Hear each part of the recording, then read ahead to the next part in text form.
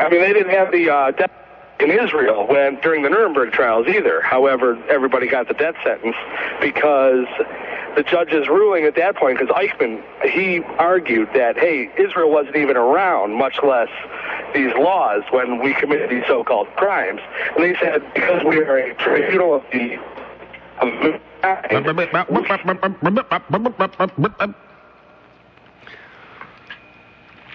You were making a good point there, and then you got into a bad sell. What can I say? Wayne, you're on the big one.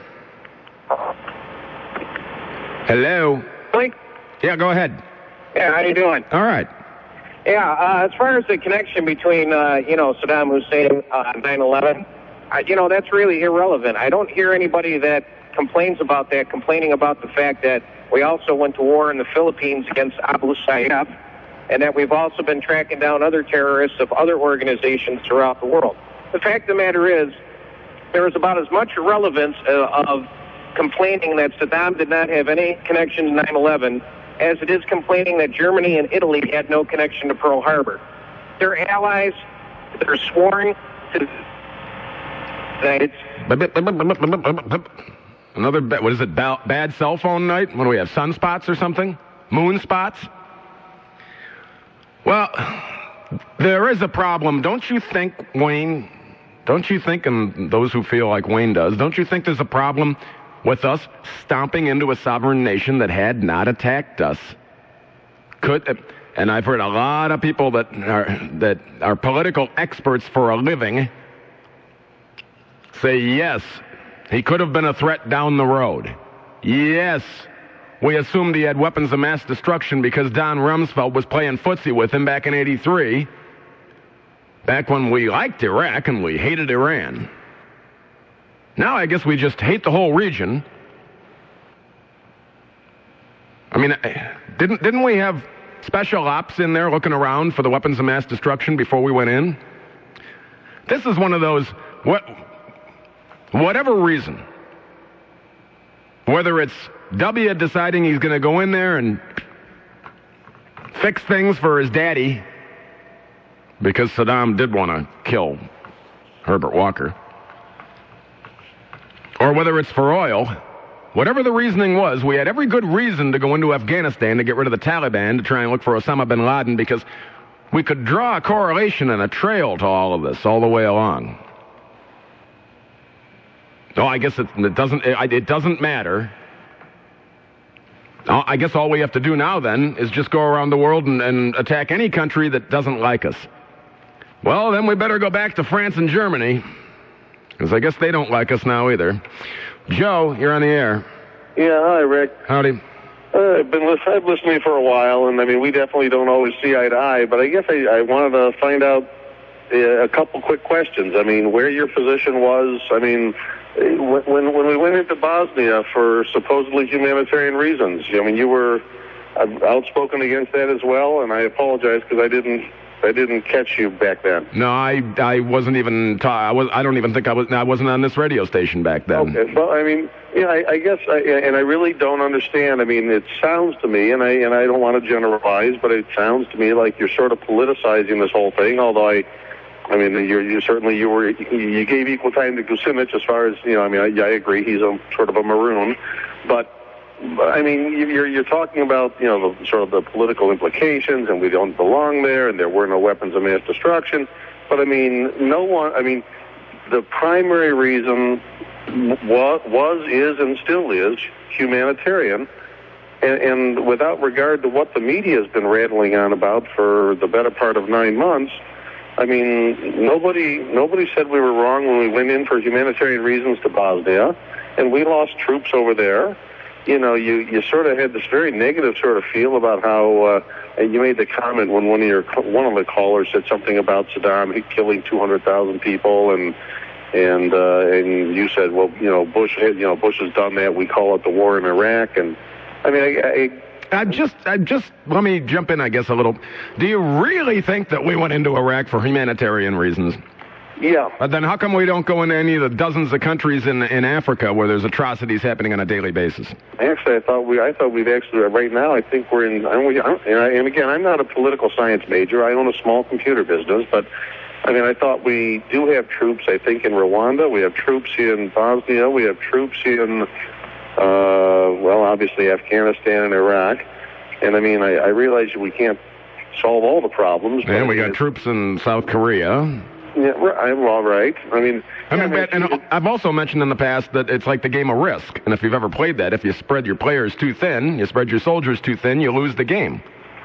Well, I mean, that's true, and I play the game of Risk, but I guess it sounds to me, and I don't understand, and maybe I'm a little naive, but I mean, it seems to me that we're trying to do the right thing over there. I don't understand, and I really do. I mean, I have sort of a hard time understanding. I try to listen, it just seems so overtly negative that, somehow Bush has got, a grand scheme and... Well, let's put it this way. Let me ask you a question.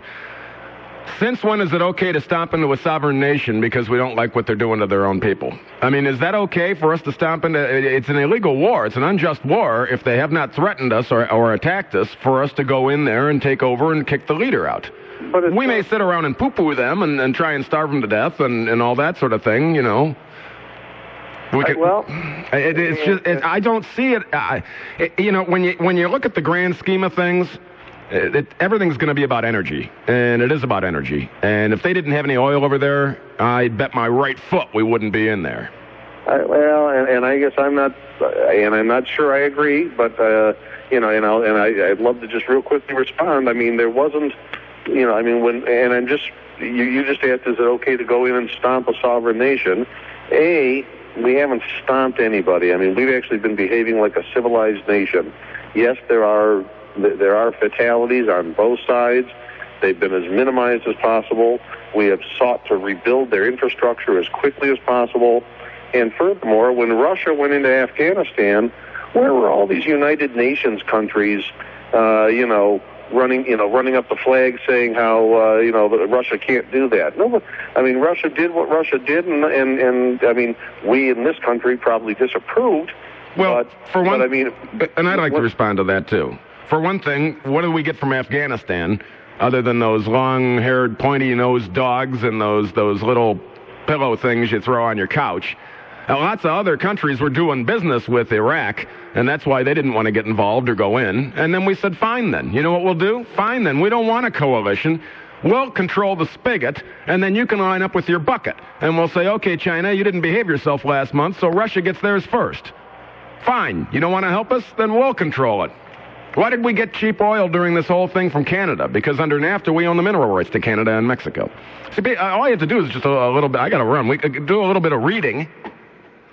Heck, if you want to go to one site with a bazillion links, go to stormandnorm.com. STORMINNN. Well, let me get it right. STORMINNORM.com. And go to some of the links. And go to the energy links. All this stuff's been backed up. Read The Grand Chessboard by Zbigniew Brzezinski. He talked about in, 96 or 98? He talked about what was going to happen now. Because all these people are looking 20 years down the road. How much oil we got left 20, 30 years down the road? Well, we want to make sure that we control what is left. And if you don't think it's about energy, then you need to do a little more required reading. Thanks, Rick.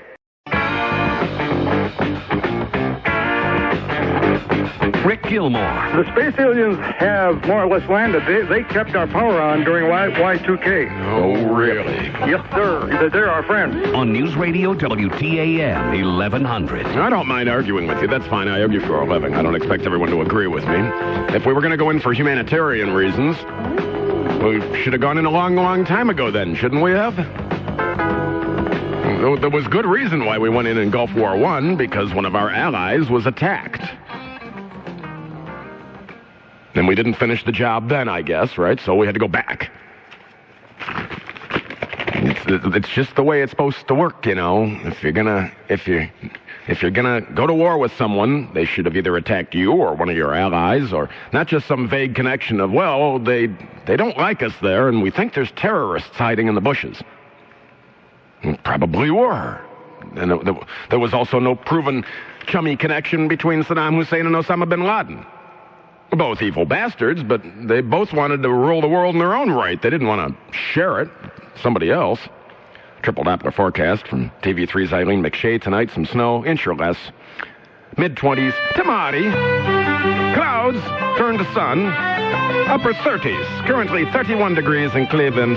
31. I want to tell you, since 1981, more than $2.1 million has been raised and more than 325,000 coats been distributed by the Coats for Kids campaign.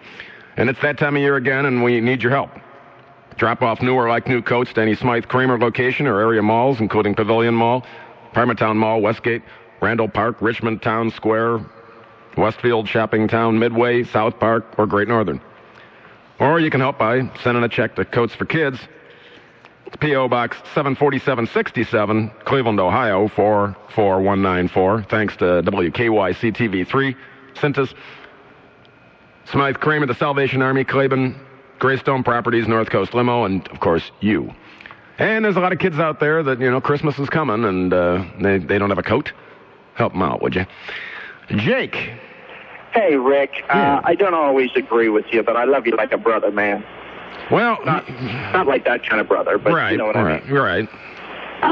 You were on the air when we were doing our dirty deed in the former Yugoslavia, and the only thing was we had so much more to talk about that Bill Clinton was doing during that time that nobody paid attention to it. Sheryl Crow was over there, and she was performing for the troops, and when she got done, she said, I only want to perform for the troops now. This has been so great for me. It's been so uplifting. And then we go into Iraq, and she hates the troops. Now, what year? And what year did that start over there? What year did we go in over there? In which conflict? In former Yugoslavia? Yeah, 96? We actually started then, but remember we were actually there twice, just like we were in Iraq. And I heard some nitwit talking before saying how this was unprecedented, that we've gone to war with Iraq twice. This is unprecedented that a country has gone to war with another country, more than one time. And I'm like, do you remember World War I? How about World War II? That German thing? How about the Hessians when we were trying to have a revolution here? See, when you look back on wars, there's only a few of them that I have questions about, and this was one of them. Vietnam was another one. Sure. But I like my favorite thing to go to Iraq. I like war. I don't like wars at all, but I like the idea that if we're going to go to war, it's for a good cause. Jake, I'll tell you what. Hold that thought, would you? Thanks. All right, hang on there, because I'm not done yet. I'm not done with you yet. Somebody should attack us. Somebody should threaten us, or threaten one of our neighbors, or attack one of our allies. That's the right reason to go to war. And if you believe that humanitarian aid crap, well, sheesh. I don't know about that. Yeah, we went in there to help out. That's it. No, we're not going to get nothing out of it. Or the program after these important words and coverage of what in the world's happening. I'm Rick Gilmore, the thinking man's friend and the sharpest mind in Cleveland radio, and this is Cleveland's only news radio, WTAM 1100. I believe that's Mr. Gilmore. The spider hole's entrance was camouflaged with bricks and dirt. After uncovering the spider hole, a search was conducted, and Saddam Hussein was found hiding at the bottom of the hole. Is that Gilmore again? The guy's got a lot of intensity. The following material may not be suitable for all listeners. Listener discretion is advised. Yeah, well, you know what they say. Hello, chérie. All is fair in love and war, eh, darling? Yeah, whatever, you fat bitch. Hey, was that entirely necessary? Well, I don't know. Maybe it was. 578-1100 in the classic 216 area code, or 578-1111. We'll get you into the program here for one more hour. The Rick Gilmore Show on News Radio WTAM 1100. Then you'll hear the Drudge Report here on Cleveland's only news radio, WTAM 1100. What was he calling it? A spider hole? A spider hole. Is that what you call a hole in the ground? Does that mean people get buried in spider holes? Or is that just like a spider zips underneath the toll-free, which is currently occupied, 888-723-WTAM. I held Jake through the news. You were saying that there was some Yahoo on the air earlier saying that it's unprecedented that we would go to war with the same country twice. And you said, what about World War I and World War II?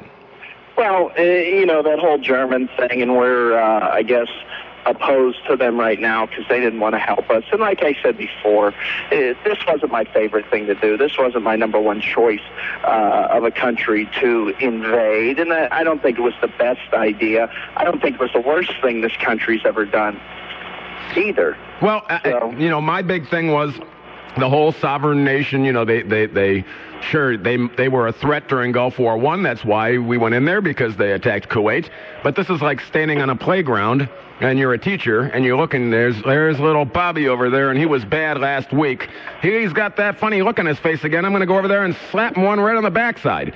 Well, that's not proper, is it? I mean, just because somebody doesn't like us and is mean to their own people and nasty, and we propped the guy up. We thought he's okay when we didn't like Iran, and so to me the whole thing just kind of stunk.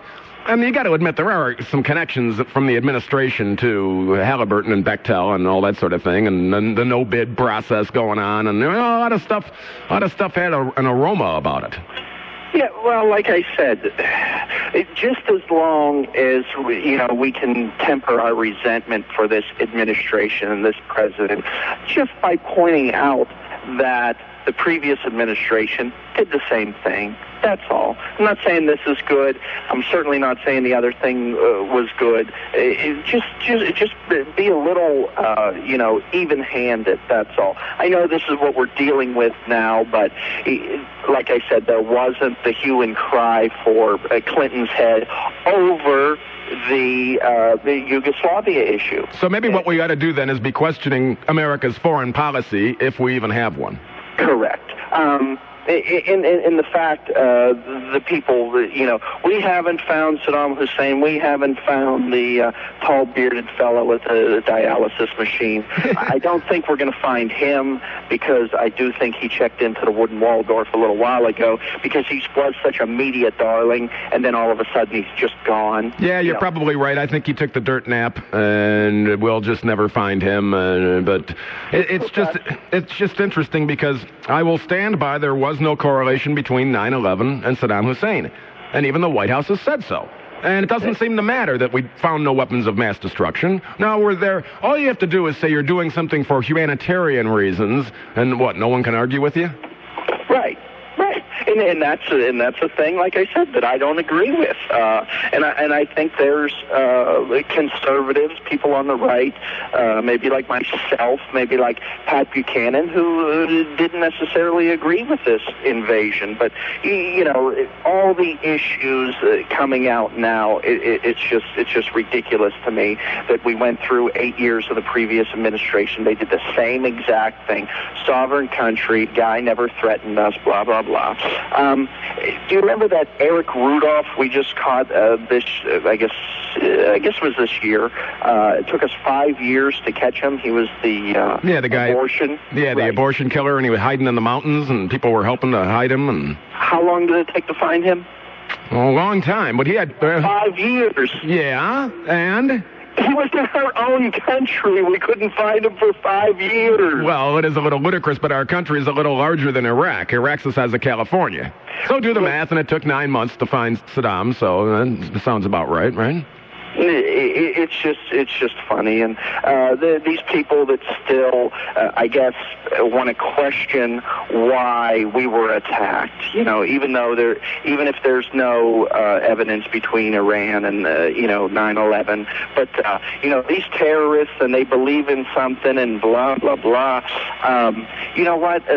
Instead of our foreign policy, let's look at the people screaming about the war. Let's look at Hollywood. Let's look at the musicians. Let's look at the crap we put out, the immoral, just degradation of our society. Do you think that that's a part of their hatred for America? Yeah, they're jealous of us. They don't have strip clubs over there.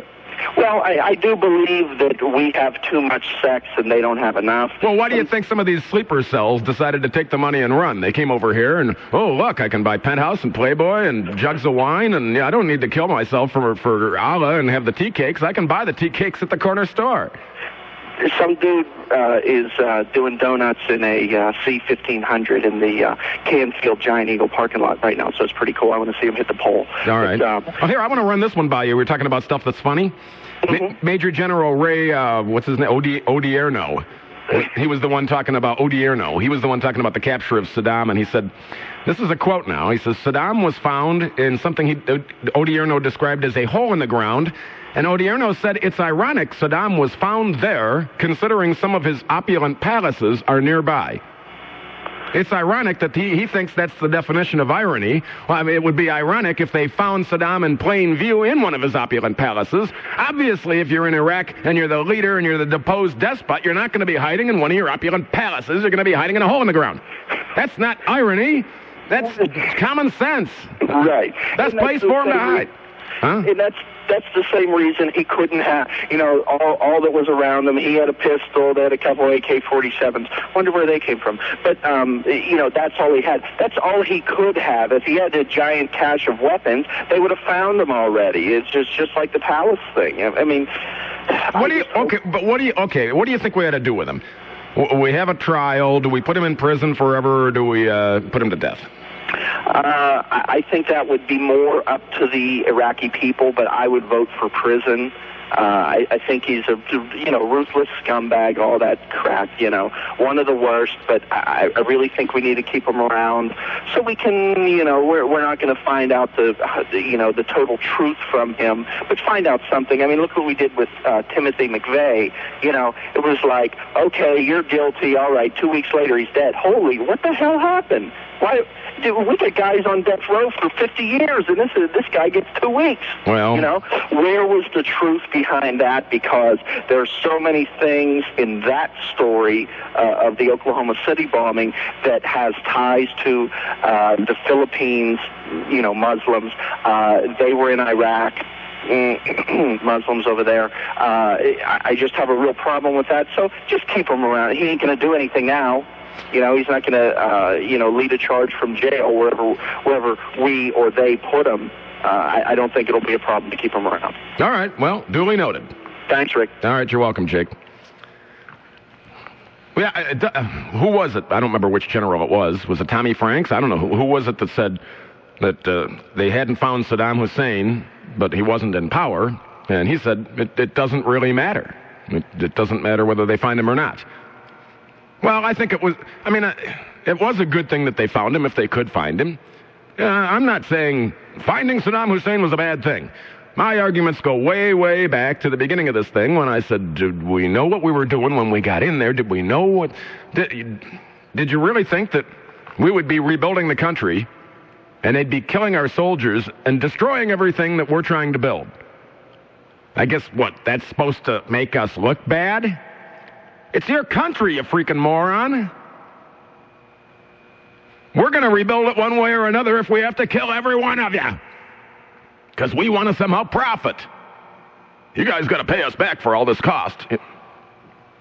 People are morons. Let's destroy the stuff that they build.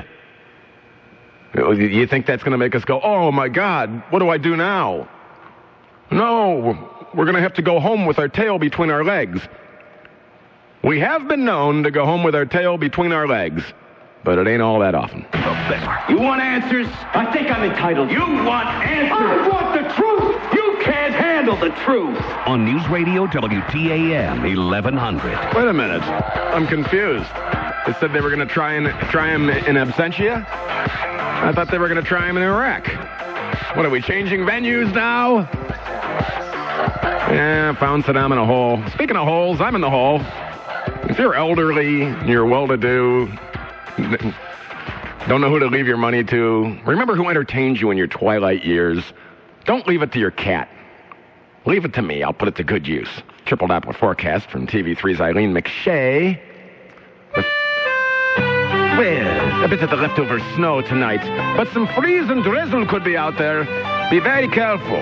The evil freezing drizzle with the beard and the scruffy hair and the waxed mustache. It might get you. Mid-20s. Tomorrow, clouds and then some sun.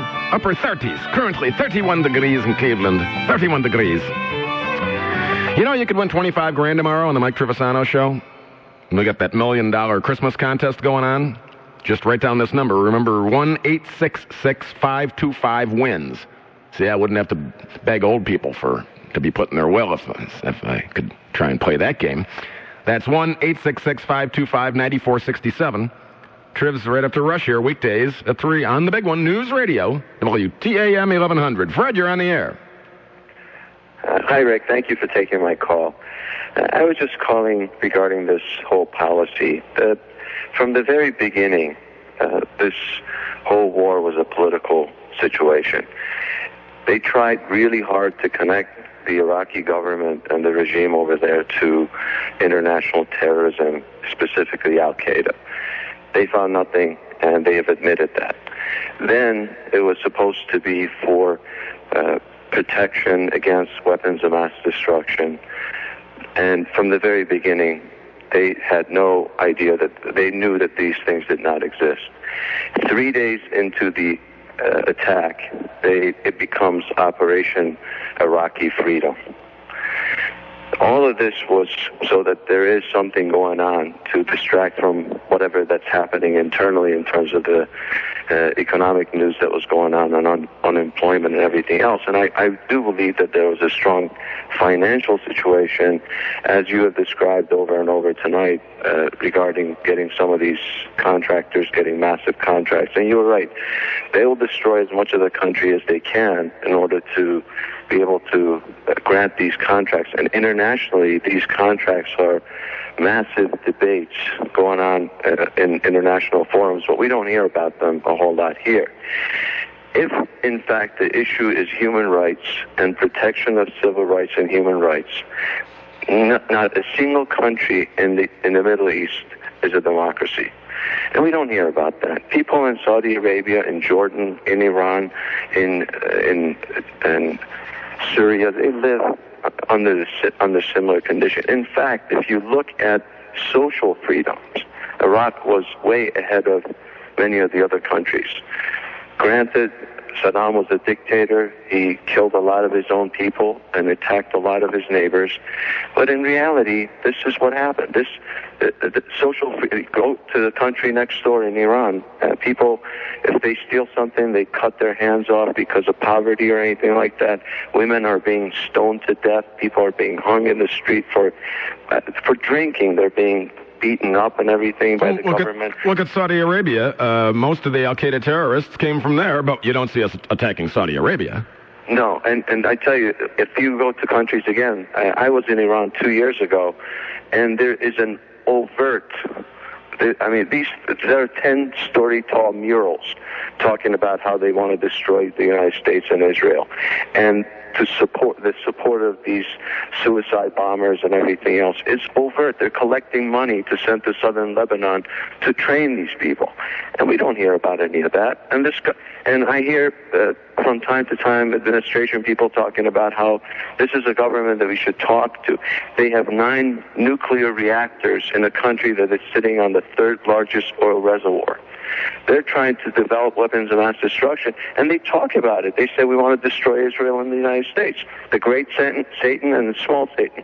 But we don't do anything about that. So this is really a bunch of political rhetoric, because if it had any substance, it would get applied in situations where the United States' best interest is really in jeopardy.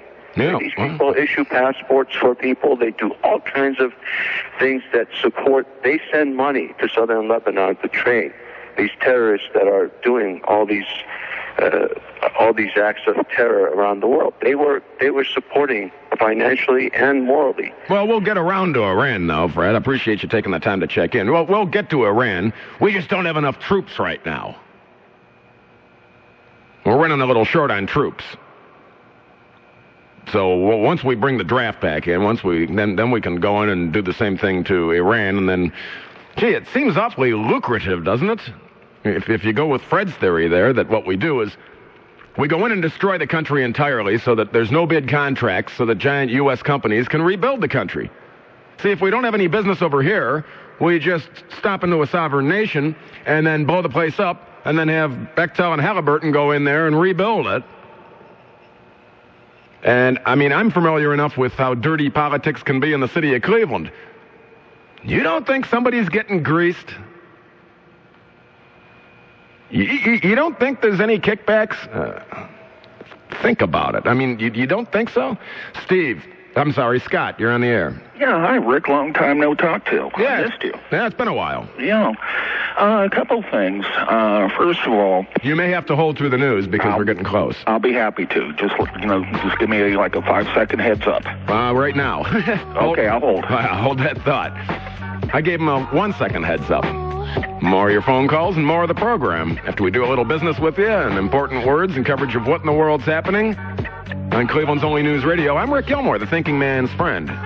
And this is Cleveland's only news radio, WTAM 1100. Bill Wills and Casey Coleman. There are people who have been coming forward with information. Sometimes they are rewarded with cash, and that's a great motivation with the current economy in this area being what it is. But God, I held you through. We never even got started. Okay, well, we can start right now.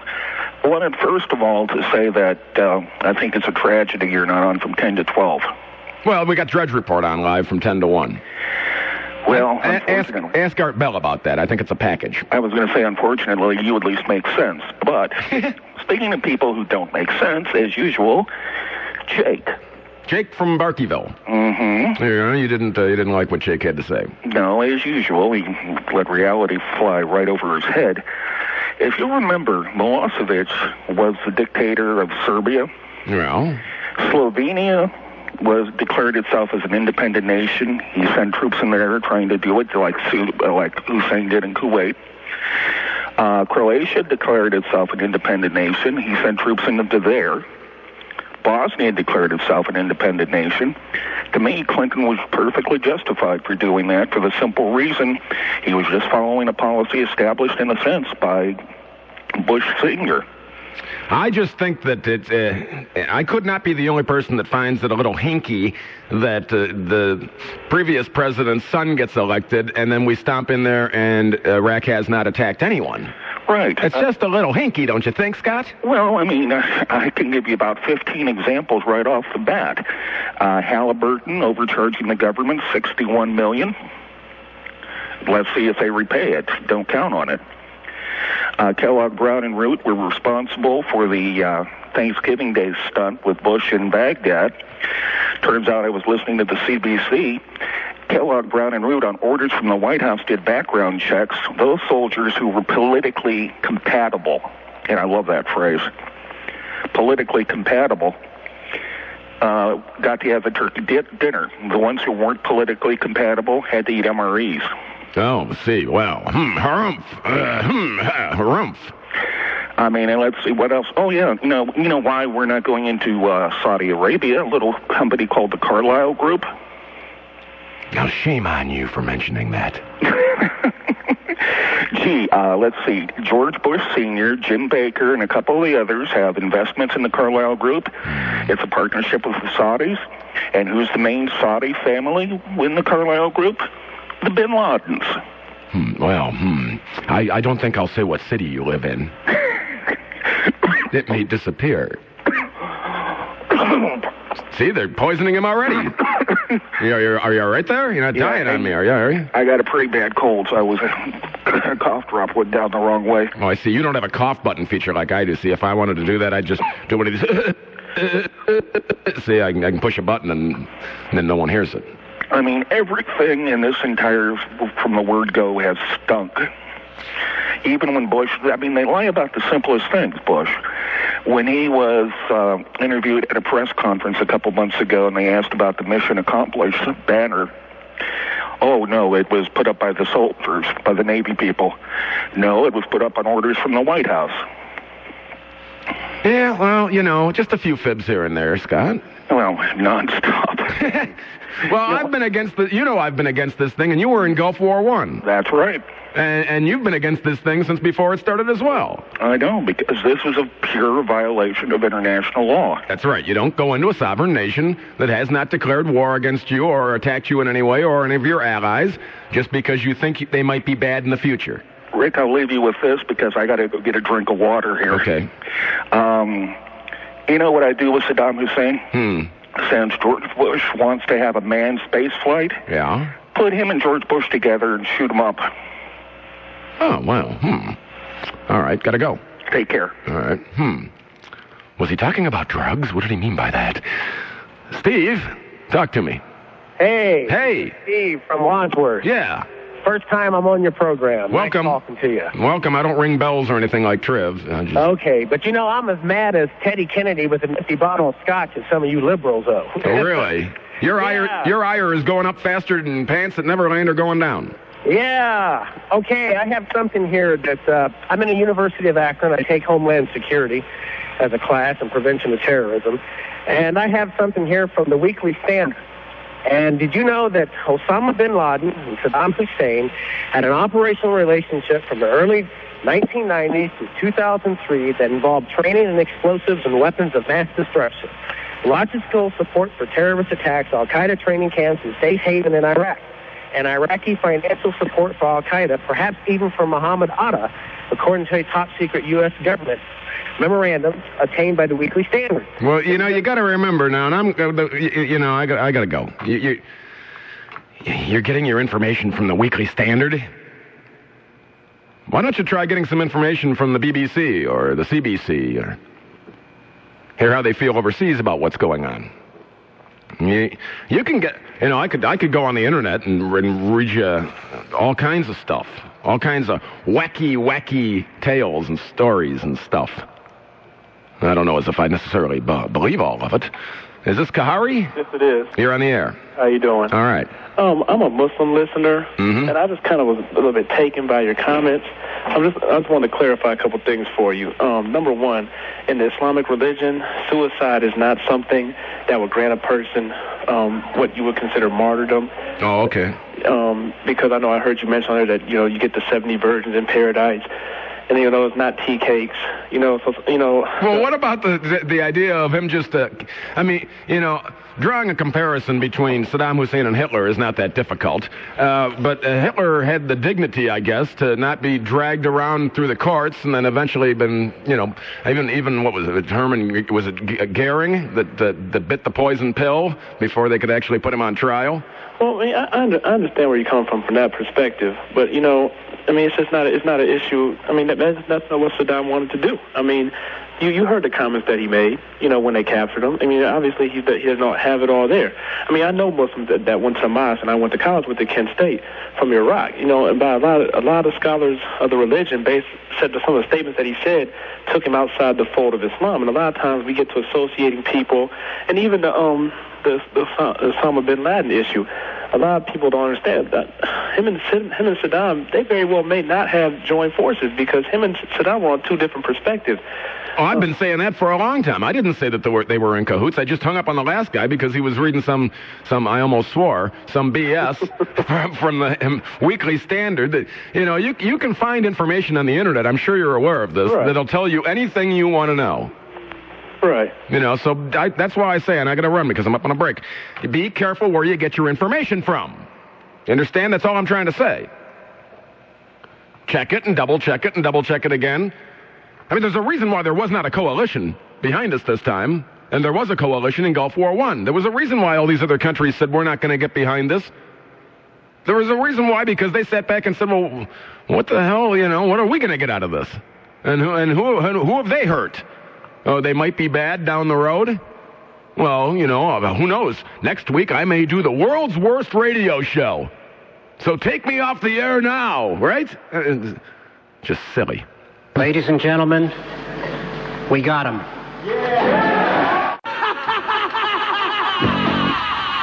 Where Saddam Hussein was later found to be hiding, he had dug himself into this hole. They had to, in fact, the soldiers of the 4th Infantry Division had to use shovels to dig him out of this hole. Rick Gilmour. On News Radio WTAM 1100. Yeah, I understand that they questioned Saddam, right, when they found him. They asked him a few things. They said, do you have any comments for the press? And all he had to say was, I'm not wearing any pants. Phil. Here. Hi, Rick. How are you? All right. Well, I disagree with you, my friend, on just about everything. Pretty much. Well, on this particular war issue, I disagree with Scott, and I also agree that you can find anything you want on the internet both ways. Right. Depending on. But one thing I think that you can find on the internet, I want to direct you to, and I just sent you an email. that little weasel, Dennis Kucinich, put up a PowerPoint ad. It is utilizing the images of the dead troops to promote his campaign, and I think it is utterly despicable. Whether you believe in the purpose of this war or not is irrelevant. Yeah, that's pretty disgusting. That's pretty low. The use of the images, the names, photographs of the funeral, and the grieving families to promote a political candidate is beneath contempt. I mean, I am totally ashamed that this guy is even anywhere near the Midwest, let alone from Cleveland, Ohio. How about the word despicable? Despicable is a good word. Can I get you to hang on just a sec while I do the weather? Certainly. Triple Doppler forecast from TV3's Eileen McShay. Overnight tonight, some freeze and rain out there. Be careful. A little bit of snow. Mid-20s. Tomorrow, the clouds will turn out to be a sunny day, then they'll go away. Highs in the upper 30s. Currently 31 degrees in Cleveland, 31 with the wind chill, lads and lassies. Feels like 23. Dredge report after the top of the hour, and now back to Rick's call. Yeah, well, the point being is that I got this email from, I'm hooked up pretty tightly with the veteran community, being a Vietnam vet. We've utilized the internet for a number of different causes and support systems and, anything that, just like anyone else would. There's people of like minds get together and send things that, they think are relative. Sure. And I got this email the other day, and then what's happened is, as a result of the outrage, we've contacted numerous people throughout the nation and even in other countries, and even acting service members have contacted Kucinich's campaign. And evidently they pulled it off of the website because you can no longer link to it.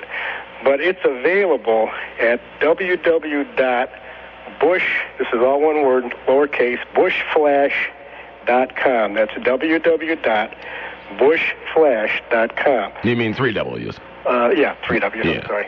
Yeah, Bush Flash.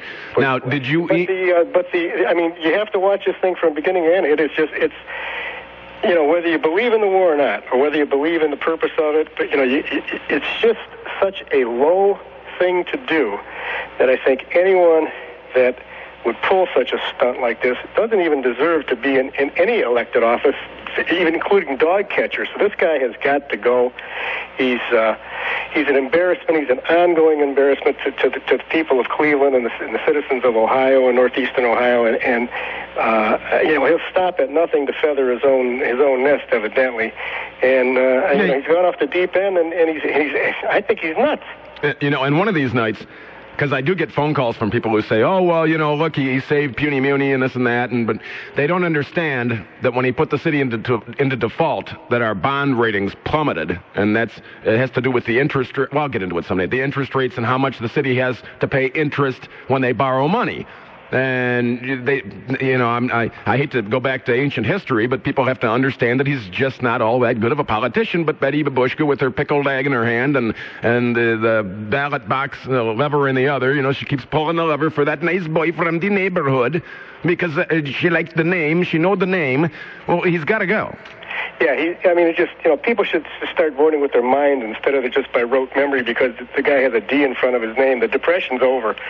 And, I can understand the mentality of the population that votes like that, but you have to explore all your different options. And, but getting back to this whole thing about the war, I give Bush his credit. I'm not 100% in lockstep with everything he does, but hurry up real quick because I'm out of time. Okay, well, I'll talk to you next week. Just, we disagree, but we're gentlemen, and you're still my friend, buddy. All right, buddy, you too, and I'll check that out on the internet there. I'll have to check it out here because my modem's down. It just pooped out, and I kept getting bumped, and then I realized I had modem errors, so I get to go home and take my computer apart and go get a new one. Thanks for calling. Thanks for listening. Thanks, Edmund, for pulling the strings, pushing the buttons and dials, and keeping this program on track. I'm Rick Gilmore, the thinking man's friend and the sharpest mind in Cleveland radio. Keep it right here. Drudge Report live after the top of the hour coverage of what in the world's happening on Cleveland's only news radio, WTAM 1100. For the Ba'athist holdouts largely responsible for the current violence, there will be no return to the corrupt power and privilege they once held. For the vast majority of Iraqi citizens who wish to live as free men and women, this event brings further assurance that the torture chambers and the secret police are gone forever. And this afternoon, I have a message for the Iraqi people. You will not have to fear the rule of Saddam Hussein ever again. All Iraqis who take the side of freedom have taken the winning side. The goals of our coalition are the same as your goals. Sovereignty for your country, dignity for your great culture, and for every Iraqi citizen, the opportunity for a better life. We just don't know. It's unreal. I mean, this is ridiculous. It's a radio show. It ain't a one-hour television spectacular. Is it working now, Gilly? Yes, Howard. All right, let's go. Good Lord, let's go. WTAM 1100. Don't just lose